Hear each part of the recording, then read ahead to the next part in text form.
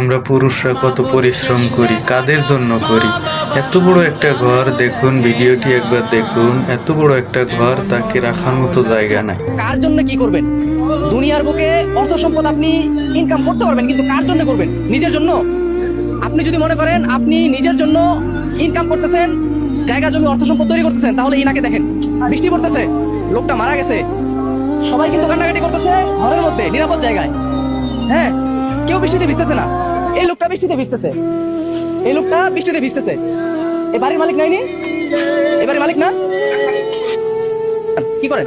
ভাই লাস্ট একটু ডাইকা তুই এই লাশ রাখবেন এই একটা ভাঙা টিন দিয়া? কি করবো? খানে করে তো মারিয়ে দিব। বৃষ্টি পড়তেছে, আবার তো বৃষ্টিতে বন্ধ। শুনছেন কথা? মারাই গেছে, একটু পরে মাটিয়ে দিবে, এই জন্য তার কপালে জুটছে একটা টিন। অথচ ইনি বাড়ি করে দিয়ে গেছেন, বাড়ির চলমান কাজ, এই বাড়ির চলমান কাজ বাড়ি করে দিচ্ছে ইনি এনাদের জন্য। এরকম হাজারো পরিবার আমাদের দেশে আছে, যাদের কাছে আপনার স্বার্থ ফুরালেই আপনি শেষ। তাই কাদের জন্য করছেন একবার ভেবে করবেন।